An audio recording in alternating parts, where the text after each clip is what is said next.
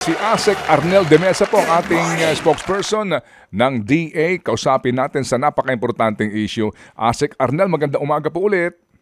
Magandang umaga, Ted, at kay DJ Chacha. Magandang umaga po sa lahat na nakikinig at nanonood.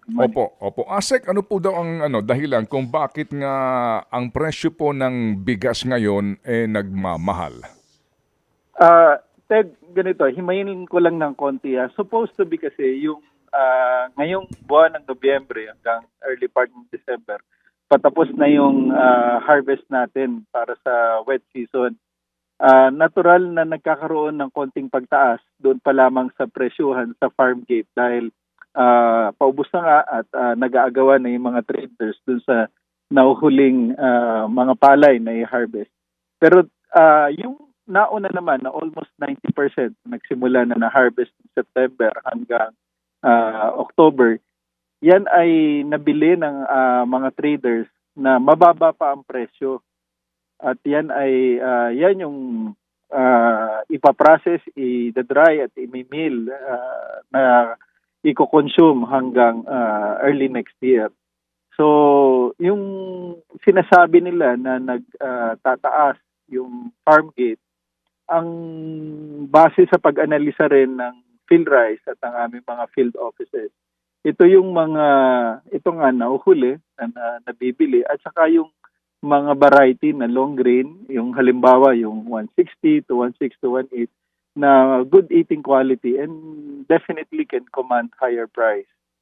So, bukod naman doon sa ordinary na palay, halimbawa yung tututo na regularly ay nakakasama doon sa regular at well-milled rice. So, ito yung nagiging presyuhan ngayon. So, base rin sa pagtaya ng PhilRice doon sa kanilang pag-ikot sa bantay palay nila, yung presyo ng farm gate, bagamat merong lugar, halimbawa dito sa Region 2 at Ilocos Region, dyan, tapos na kasi yung Nueva Ecija at Region 3, most of Region 3.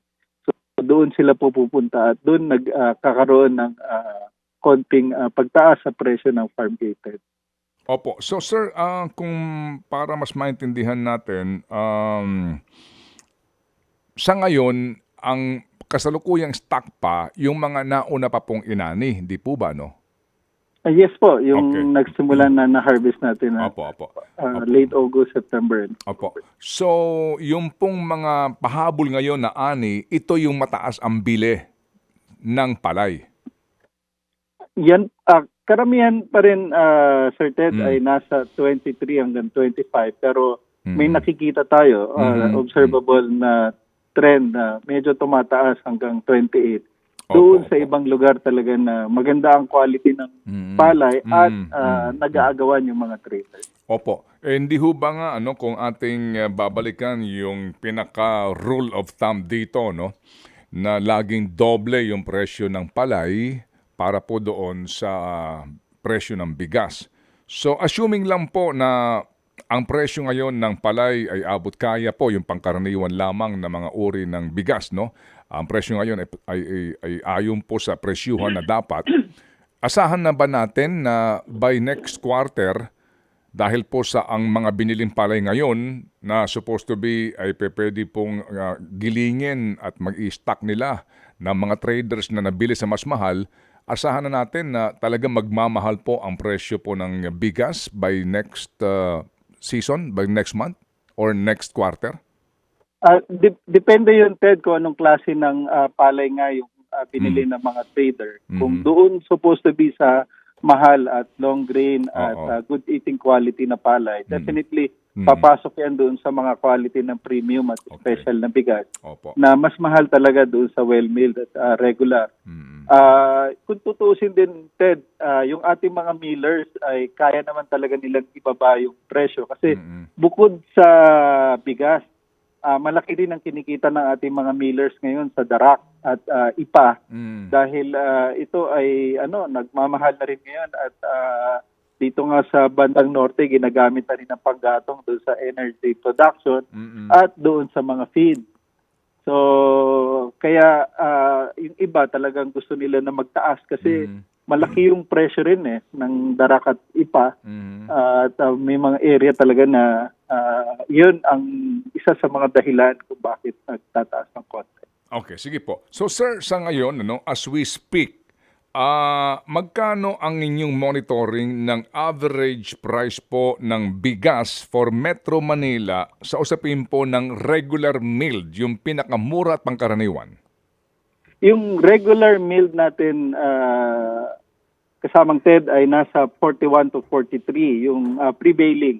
Mhm. Yung well milled ay ang pinakamababa pa rin ay 45 at we can record may mga yung imported kasi magkahalo yung local at imported na well milled Mhm. hanggang 54 ang imported. So kasi mas mahal pa rin yung yung bigas na nai-import natin sa ibang lugar. Mhm. So pag local, ang prevailing niyan ay 45 hanggang 47 at ang imported ay pumapalo hanggang 54. So kailangan talaga i-dissect yung local at imported para makita natin yung actual na presyuhan ng well-milled at regular. Mm. Yun namang premium at special, karamihan nito ay imported. Mm. So meron din nga ng mga lokal na premium at special din na klase. Opo. Kasi po ngayon, dito po mismo sa bantay presyo po ng DA, bagamat may 33 na nakalagay, na siguro po napakahirap hanapin nito at kung ano kaya ang uri ho ng bigas na ito. Pero dito ho, umaabot sa 50 pesos. Ito ho mismo, ito yung dokumento, release po ng DA, sa Metro Manila markets. Hanggang 50 pesos ang regular milled. Ito na ba yung maaari naming sandalan na palatandaan nga na hindi pangkaraniwan, as in mataas ang presyo ngayon kahit na yung pangkaraniwang bigas lamang? Ang tinitingnan namin, Ted, ay yung prevailing at saka kung gaano karami. Tama ka kanina yung pag-analisa mo na may 33, may 50, pero ito ay hindi ganun kadami. Mhm. So, ang tinitingnan namin yung prevailing, gaano karami yung nagtitinda ng ganito kababa, Mhm. ganito ka presyo at ganito kataas. So, ngayon naman, ang lumalabas doon sa pag-analisa, base rin sa monitoring ng aming AMAS, ang prevailing pa rin sa regular ay nasa 41 to 43. So, napakakonti pa lang din nung mababang-mababa at saka yung napakataas naman. Okay.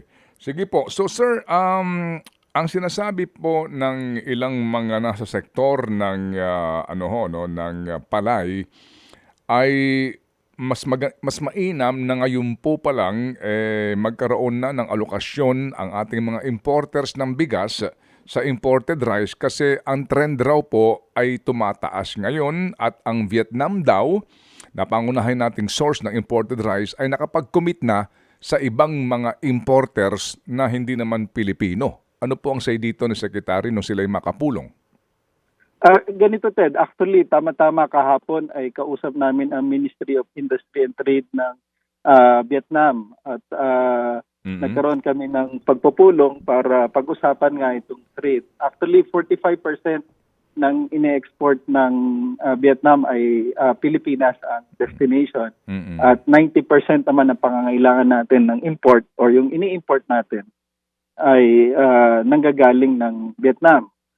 So, magkakaroon ng agreement at actually doon sa diskusyon na yon ay pinag-usapan kung paano masustain yung ugnayan ng dalawang bansa while we are diversifying also our sources of imports para masigurado natin na we can get the best prices sa mga imported na rice na darating sa ating bansa.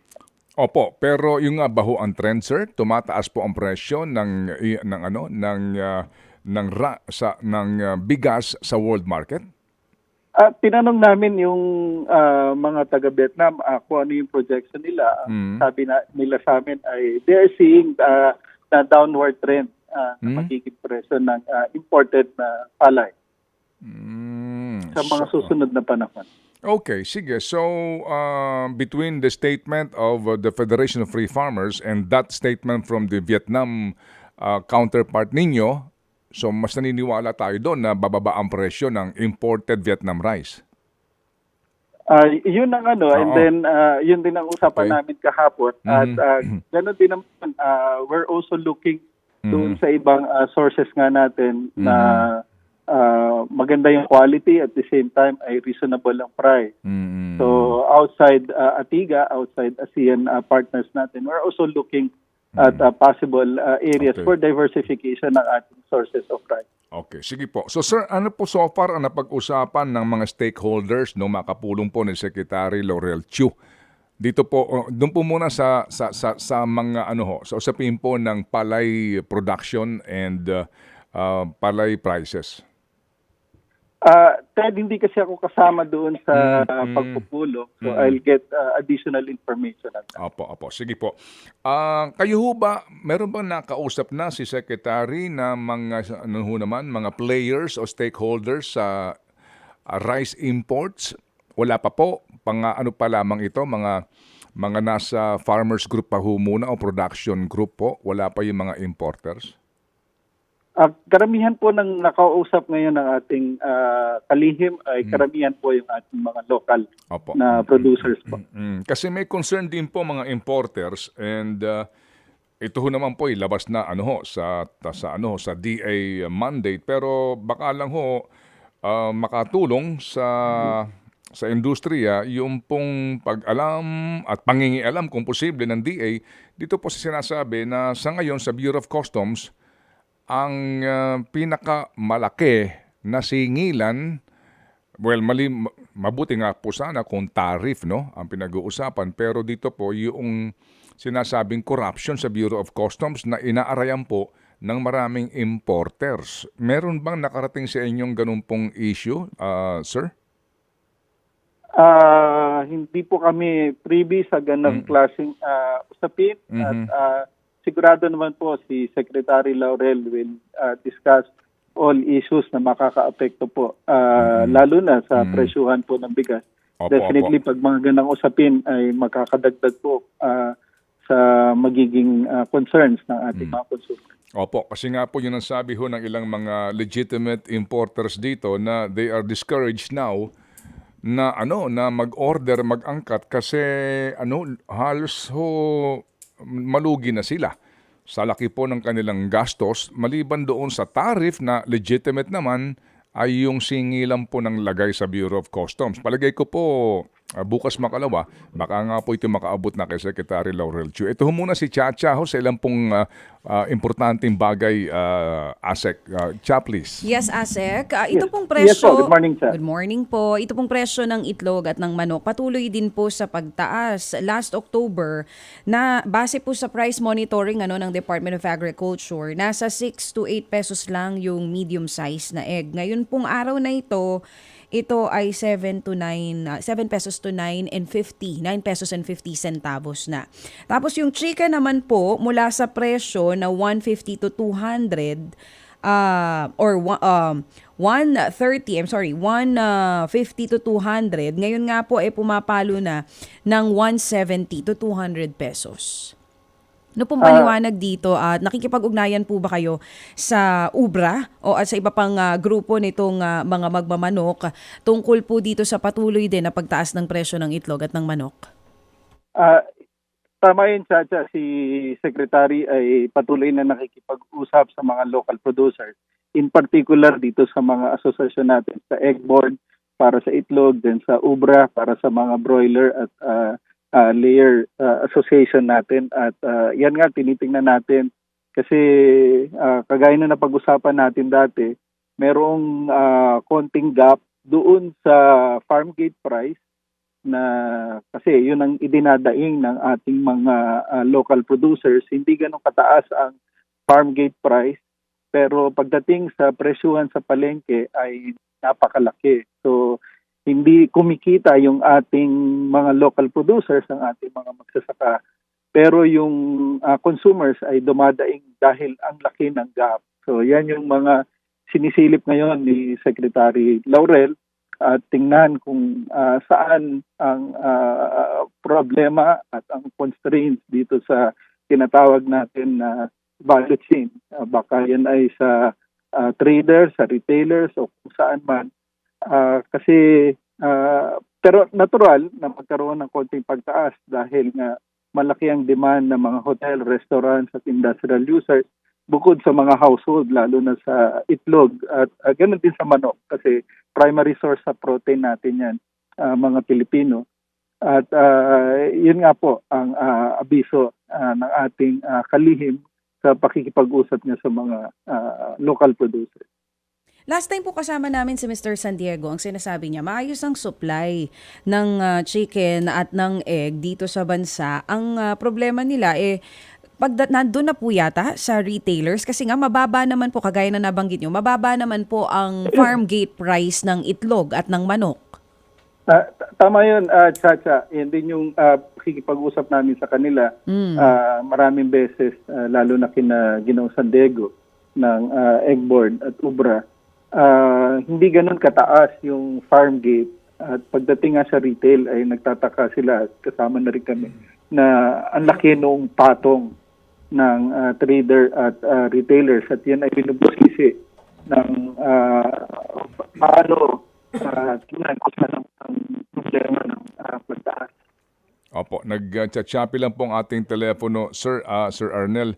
Sige po. So, sir, yung inyong pagtataka na yan, yung puring disconnect ng farm gate price sa itlog at saka sa manok sa actual po na presyo. Ano pong diyan, magagawa po ninyo na aksyon kasi po sa presyohan po ng mga produktong nasa pangangasiwa ng DTI, may mga ginagawa silang inspection, bagamat ngayon po mukhang matamlay sila, no? Sa inyo po sa DA, meron ho bang ganon?